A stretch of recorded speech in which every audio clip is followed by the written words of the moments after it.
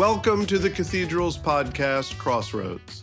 We explore the intersection of faith and the world in thought-provoking bi-monthly episodes featuring guests from around the world who are seeking to live faithfully in the public square. This is a safe space for tough questions around faith, politics, science, technology, and our responsibilities as citizens. Please join us as we search for a better way forward. Welcome to Crossroads. I'm Kevin Ekstrom, your host for today's episode, and joining me in this conversation is the Cathedral's Canon Missioner, the Reverend Leonard Hamlin. It's certainly great to be with you, Kevin. It's great to be here again. All right, so we're going to be talking food. Are you hungry? I'm always hungry. Okay. So today we're going to serve you up something a little different. For the last couple of months, I've been following a viral social media home cook who is as unpretentious, unfussy, and comforting as the meals that he serves up. And you may know him as your Barefoot neighbor, but Matthew Bounds is so much more than a TikTok influencer. His cookbook, called Keep It Simple, Y'all, is a New York Times bestseller. And he has also single-handedly created a spider web of community connections all across the South. And that's where he puts out a call for an agency in need, and his followers respond as a group. So now live from Gulfport, Mississippi, long way from Washington, we're joined by Matthew Bounds. Matthew, thanks so much for joining us here on Crossroads. Thanks for having me. I appreciate it. All right, so let's set the scene. You grew up along the Gulf Coast, started working in the hospitality industry, and then did a stint in the insurance industry. And then we get to 2023. And what happened in 2023?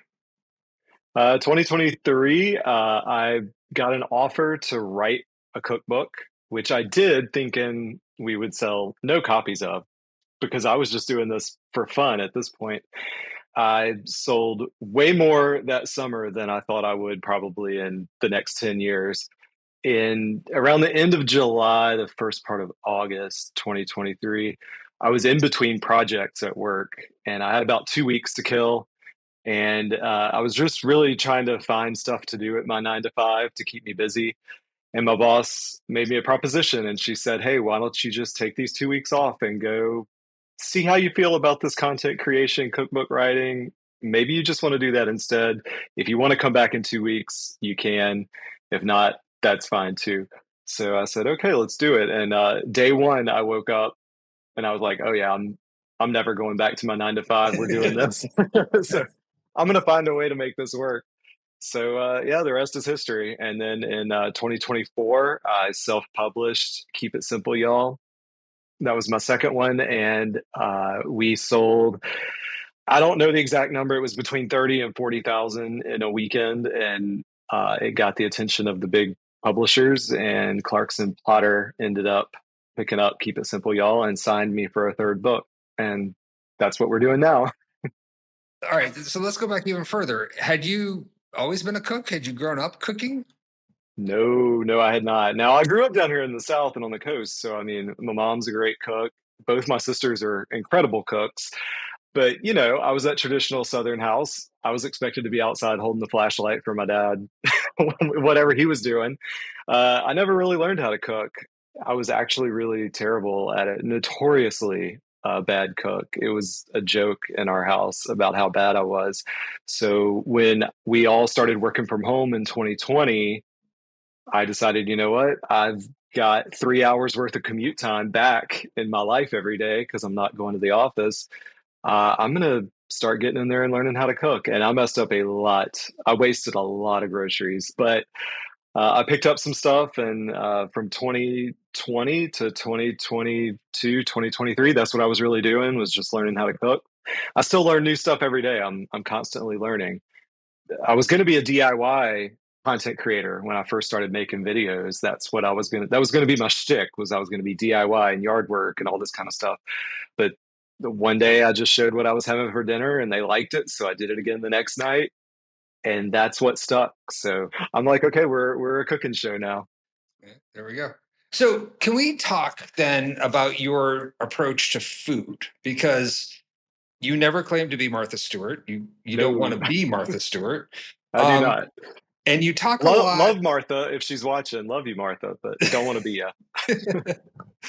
But you talk a lot about the idea that you don't have to be rich to eat well, Yes. and that you can form a dinner with whatever you have in your pantry. And wondering if you could talk a little bit about just sort of your approach to food and to eating.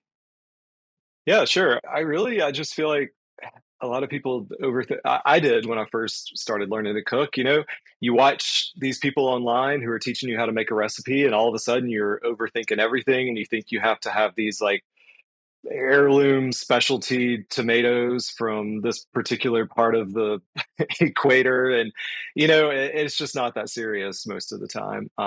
There are times I still like to get in the kitchen and challenge myself and really try to cook something up from deep scratch.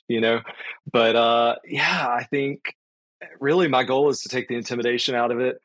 I think 99% of the time someone's watching my videos because they're just out of ideas and they're tired of making spaghetti and they just want something different, but they want low effort.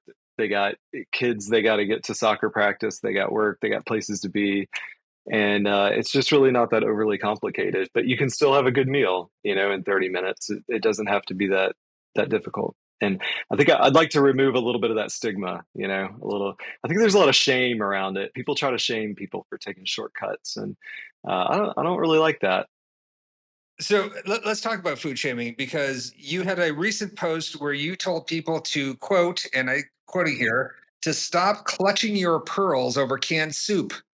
Um, Yes. but so it's not actually about the canned soup, but it's this. What are you really trying to say there? Yeah, I love that you didn't use the whole quote. We're going to keep it clean for the podcast. Um, We are at church, Matthew. We have to keep it clean. yes, we are church. Okay. So yeah, stop clutching your pearls. Stop. If you want to make yours from scratch, please do. I love you for it. Like I said, there are still things that I really enjoy making from scratch, but we got to quit making people feel bad about just getting their kids fed. We don't know what people are going through. And a lot of people, a lot of times, I think people shame other people because they try to say you're being lazy. You could take 10 extra minutes and just make that, and you don't know what's in that can. It's all these chemicals, but you don't know what people are dealing with. I have so many people that have messaged me over the years and said, I have crippling arthritis, or I have, I don't have the use of the left side of my body, or I can't stand in the kitchen for long periods of time. And I need a pop top. I need something I can open easily and get myself fed. There are people who message me and say that they use my recipes in my cookbooks for their young adult children who maybe have autism or some sort of special needs circumstance, and they need something easy to grasp and understand to be able to learn to cook for themselves in their new place. There's a wide variety of things that people may use a shortcut for, and I always say none of those reasons are our business, and it's not for me to tell them what's right for them. So yeah. So one of the things that I think seems to set you apart from a lot of chefs and cooks, but also influencers, is this relationship that you have with your audience. That they're just not watching the videos and cooking the food, but there's something deeper going on. And I saw a comment from a woman named Ida Bell Jacobs on your page, Hey, and she Idabelle. said, "I'm not a cook, but I love how he breaks it down and makes me feel like I don't have to be perfect to try. And so I did. And let me tell you, it was so good. And I was so proud of myself. I even impressed my honey." End quote from Ida Bell.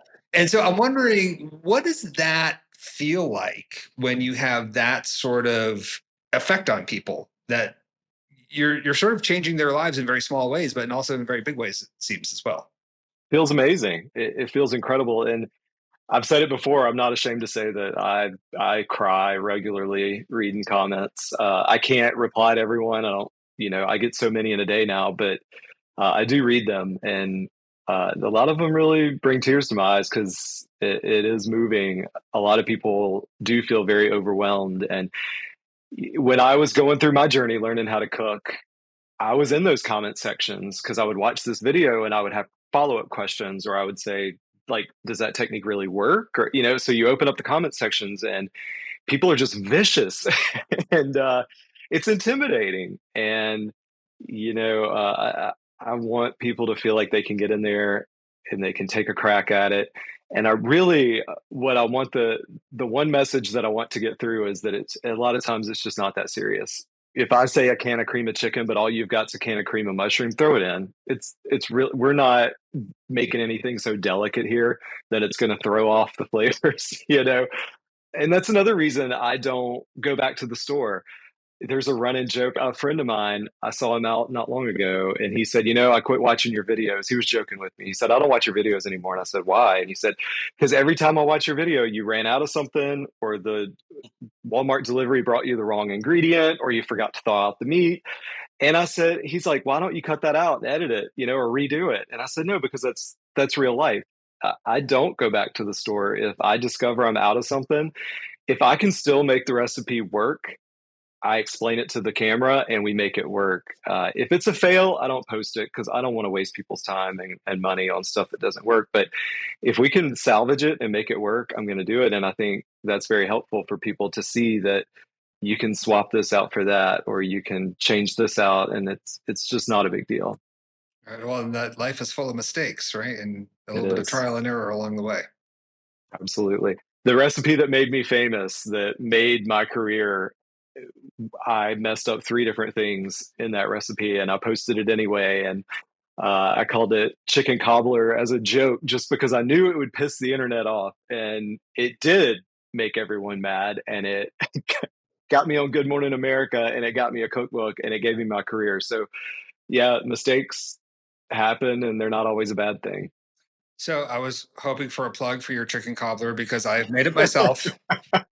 I have 2 teenage boys, and there was nothing left of that cobbler by the time we were done with dinner. So Awesome. just letting everyone know the cobbler is legit.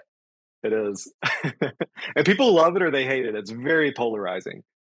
Well, we live in a polarized age, but this is why we really wanted to talk to you for Crossroads. So you're making these videos, right? And they start to catch on, you start to get attention, but then this sort of cooking vocation that you have takes a different turn, and you start getting involved in community outreach through your cooking videos. And wondering if you could tell us how that started. Yeah, sure.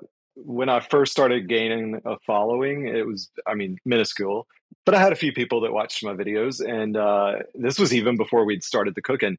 I knew I wanted to do something with it, but I wasn't sure if I could. And people started to message me and say, hey, I want to send you a gift, or I made this for you, or do you have a PO box? And I told people, I said, I'm so fortunate I have everything I need. Please don't send me anything. But if y'all want to channel that into an effort, I'll find somewhere for us to give. And so I did. And I found Elijah's Closet.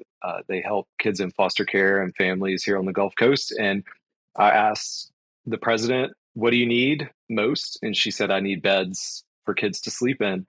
So I went to my little teeny tiny audience and I said, hey, a bed is going to be $200. I need $200. And we ended up with 3 beds that I was able to take to them. And so that was our very first fundraiser. And it's grown. Last year, we delivered almost 700 beds and cribs and mattresses to Elijah's Closet. And there was a similar effort with Knox Pride, which was in Yes. Knoxville, Tennessee. What happened there? Yeah, Knox Pride Center. My audience and I were coming off the heels of stocking up Back Bay Missions Food Pantry in Biloxi, Mississippi. We did a huge effort for that, and we were kind of riding that high. And so I had said, I try to space things out. So I said, I'm not going to really ask them to do anything else right now.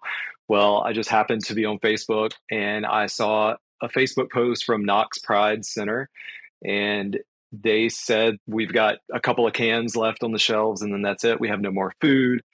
Don't know what we're going to do.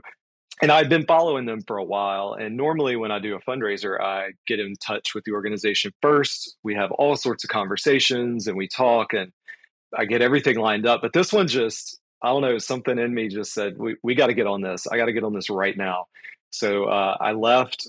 I came home, and as soon as I got home, I just stepped out on my back porch and I recorded a quick video. And I just said, hey, y'all, I just saw this Facebook post from Knox Pride. It looks like they're out of food. They do have an Amazon wish list posted with stuff we can order. Can we go send them a few things? And I hit post, and I did not think it was going to be much of anything. And we sent them, the last count I heard was 15,000 packages. And I think they quit counting after that. And that was just in about 3 or 4 days. They really showed up. And so Knox Pride was able to fully stock their resources. And they had so much that they were able to stock up 4 other surrounding food pantries in neighboring communities. And that was really special to see. It was awesome. Matthew, this is Leonard jumping in here. I was certainly fascinated when Kevin, of course, approached me and speaking with our staff about not just the cooking part, but as you said, the outreach and all that you've been involved in. And when we speak about community, I think that means something different, probably to different people when they imagine it and how they respond to it. And your work, not just when we talk about social media and the awareness of community, but your direct outreach. Why do you think this has resonated so? And talk a little bit about why community means so much to you. Well, I think it all goes back to, we got to go back to 2020. So leading up, I've told this story on social media before. Leading up to 2020, I was in a very stressful job. I was working a ton of hours. I was wildly unhappy. I was not a pleasant person. And CJ, my husband, actually sat me down one day and he just looked at me point blank and he said, "You are miserable to be around. I need you to figure it out." So I was like, okay, let's figure this out. So that was right leading up to the 2020 election. And, I was not creating content on social media, I was a consumer of it. And we all know how toxic that could be during election season. So the day after the election, I deleted all forms of social media. I deleted everything. And I spent the next year and a half just working on myself. I started a gratitude practice. I started really leaning into it and trying very hard to get to where I was a happier person. And through that, I found that a lot of my joy comes from being able to help other people in all different ways. Whenever I'm feeling very overwhelmed, or the breaking news cycle is getting to me, or I feel like I'm in a rut, I look around and say, who needs what? What can I go do? Let me go spend an hour helping someone do something, or let me go, drop off some food to the food pantry. It always puts me at a better mindset.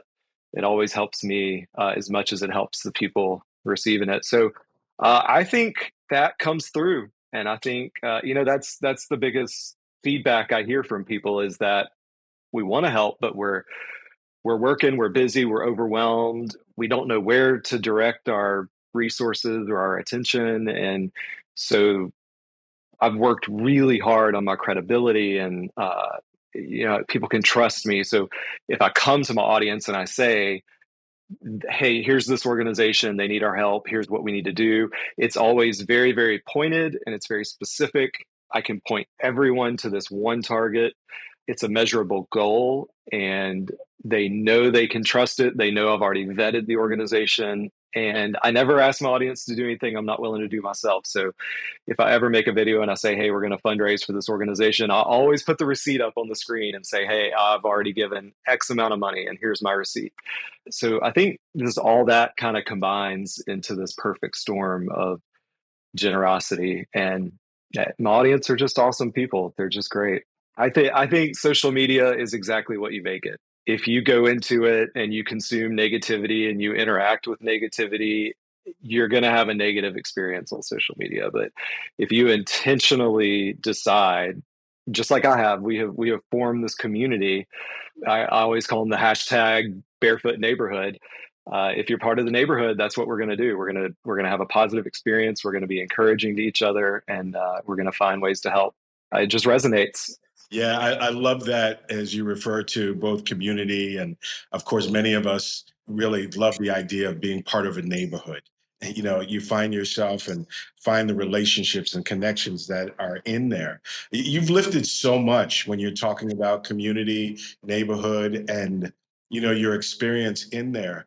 building these relationships and making the connections that really part of this. What are the key lessons that you've probably have learned yourself that you could share with others about building relationships? Ooh, that's a good one. I think I've learned to give a little bit of grace to people. I'm very mouthy, and I've got a quick attitude, and my husband's the one who sometimes he will see me in my comment section and he'll say, "Hey, I think that person just probably should have used some punctuation. I think you're reading it wrong. You should probably go delete your comment."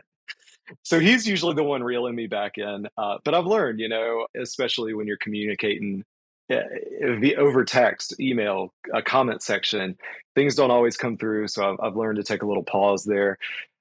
I think it's really important to support other people online. There's other people doing what I'm doing. And I don't think that's any competition to me. We all have our own individual skill set that we bring and our own unique abilities. And I'm more than happy to support my fellow content creators and small businesses and artists and authors. And I think that's very important. That goes a long way. You're going to get back everything that you give out. The internet's huge. There's plenty to go around. We can all help each other. But yeah, I think people want to do good. It goes back to the generosity and the fundraising. I have people from all walks of life that hop in when we need help with a cause. When I need help locally, at the Back Bay Mission fundraiser that we did, the pantry restock, we had, I think, over 100 people showed up on a Saturday morning to help us unload the truck. And there were people from every walk of life you could think of that were there, every age group, every demographic. And I think there's a lot of people out there who want to do good. And I think if you give them the opportunity, they'll do it. I think what's coming across clearly in your response to that question are all the things that you value. And it's very clear, as you said, it's going a long way. And it's going a long way even as you're talking about it right now. Certainly here at the Cathedral, one of the things that we work very hard at and attempt to do is equip people to build relationships, and especially with those who are, as we say, on the other side, whatever that other side might be. For sure. And as we should mention, you're a member, of course, of the LGBT community, and you had an experience with a local bar and restaurant that maybe some in our listening audience may not be familiar with. But rather than go after them, you decided to do something different. Can you share something about that? Yeah, absolutely. It's an iconic restaurant here on the coast. It's been around for decades. And I was actually on a cruise. I was out in the Caribbean somewhere. I can't remember. And I started getting all these notifications from people back home who were saying, "Have you seen this video?" And they had posted a video on Facebook and said, "Hey, we're doing a Tuesday special. It's couples night." And I said, "Okay, well, what's wrong with that?" And they said, "But only if you're a man and a woman." And I mean, they just went really hateful with it, and they were saying some really derogatory things and making it very clear that we were not welcome there. They said as much. They said, "You are not welcome in this restaurant."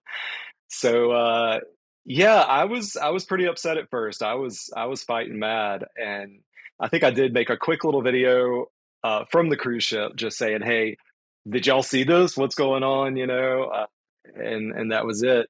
And then on Facebook, I started seeing a lot of local businesses in response to that post and say, "Hey, y'all come here instead. Like, we would love to have you. We want everyone to come to our restaurant. These are our values." And so I made a post saying, "Hey, y'all, I'm out on a cruise ship right now, but I see all you local businesses who are being loving and welcoming and supporting of the community. This is the Mississippi coast that I know." So I said, "Listen, I'll be home in 3 days. I'm coming to see y'all. We're gonna go out to eat. Y'all hang tight. I'll be there in a few days." And a couple people commented under that post and said, "It sounds like we need a party bus and we all just need to go see these restaurants." And so that's kind of where the idea came from. So we decided, you know what, let's do a whole, almost like a pub crawl, but across 3 counties. And so we picked 9 different bars, restaurants, and coffee shops that were welcoming to everyone and very public about it.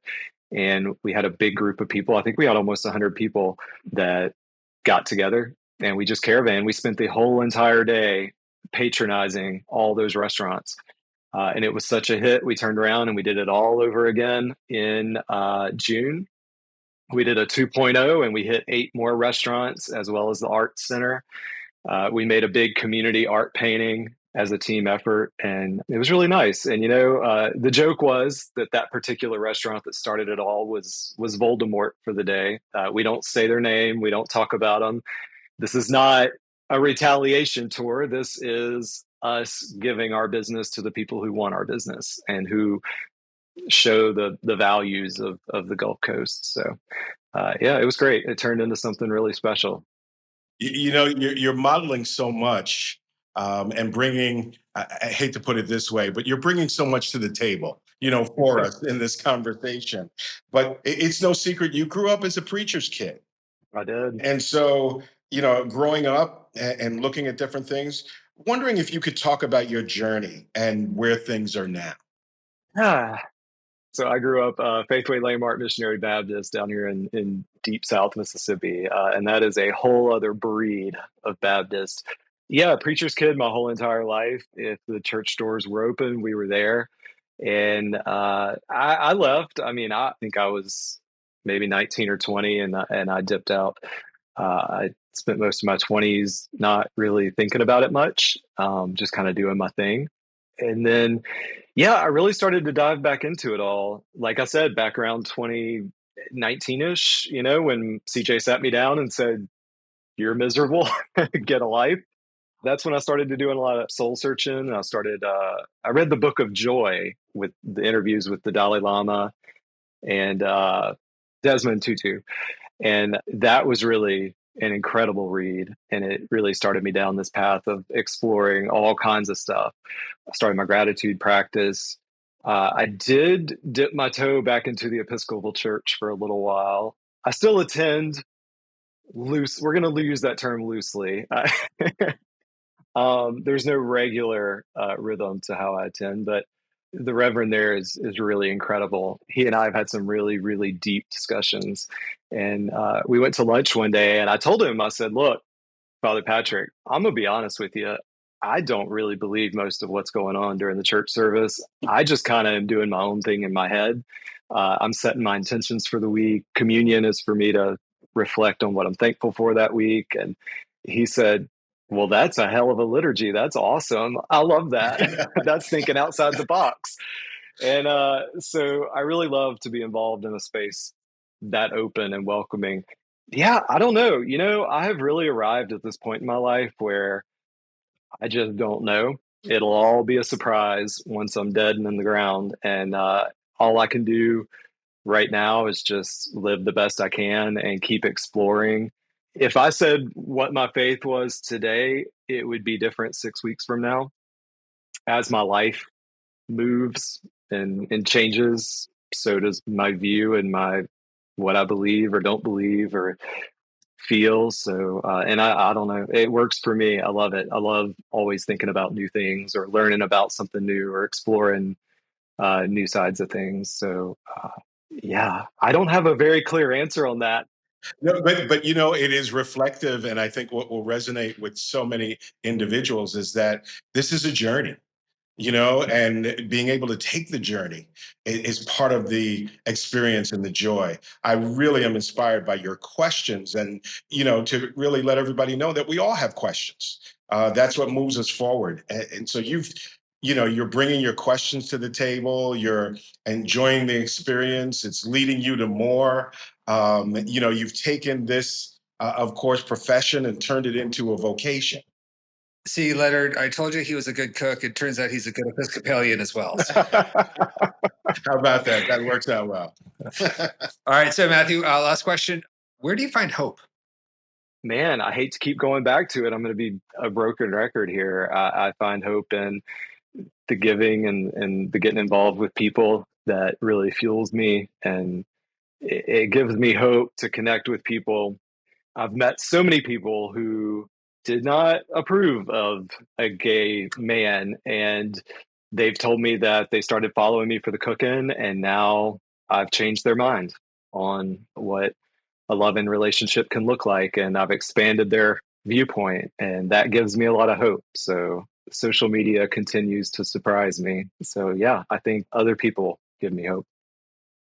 All right, so that's our show for today. Our thanks to our guest, Matthew Bounds, and encourage you to check him out on his website, which is yourbarefootneighbor.com, and on all the socials, TikTok, Facebook, Instagram, Blue Sky, and every other place.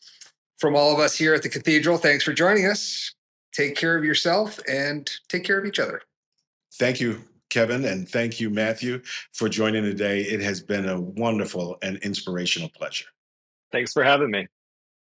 And now just a few words about our next episode on Crossroads. For over 100 years, the Cathedral's magazine, Cathedral Age, has told the story of Washington National Cathedral, its people, its mission, and its place in the life of the nation. First published in 1925 to capture what was then a cathedral being built, the magazine chronicled a century of faith, beauty, challenge, and not a small slice of American history.